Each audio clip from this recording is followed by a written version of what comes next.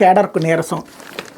ఎండ తగ్గే వరకు ఏసీ బస్సులో జగన్, ఒక్కపోతతో ఉక్కిరిబిక్కిరి అయిన ప్రజలు, రోడ్ షో ఫ్లాప్, సభ మధ్యలో ఖాళీ, వాలంటీర్లపై పొగడ్తలు, కేడర్ ఊసేలేదు, స్థానిక సమస్యల ప్రస్తావన కరువు, డేలా పడిన అభ్యర్థులు, కనిగిరిలో వెలవెల, పొదిల్లో చెమ్మ చీకటిలో బస్సు యాత్ర, 1400 బస్సులు పెట్టిన రాంజనాలు, గంటల కొద్ది విద్యుత్ కోతతో అగచాట్లు.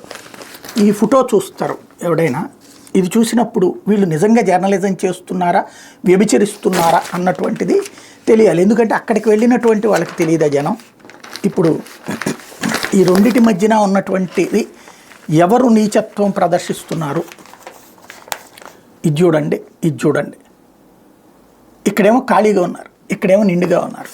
అదే సందర్భంలో అదే చంద్రబాబుది అయితే కనుక జనం ఎగబడిపోతున్నారని చూపించేటటువంటి ప్రయత్నంతో కూడినటువంటి ఫోటోలు. అక్కడికి వచ్చింది 10,000 మంది అయినా సరే జనం ఎగబడ్డారని చూపించేటటువంటి ప్రయత్నం చేస్తారు. ఇది వాళ్ళు చూపించేటువంటిది. దీన్ని ఏమనాలా, మనం ఏ తరహా ఎజెండా అనాలా, దీన్ని జర్నలిజం అనాలా, ఎలా అనాలి? రోజు వీళ్ళ గురించి మాట్లాడాలంటే కూడా అసహ్యం వేస్తుంది. చివరికి వార్తలు అన్నటువంటి దాని గురించినే మాట్లాడలేని పరిస్థితుల్లో పత్రికలు తయారైనటువంటి వ్యవహారం. ఇది దినపత్రికలో వచ్చిన వార్తలు వెనకాల జరుగుతున్న పరిణామాలు.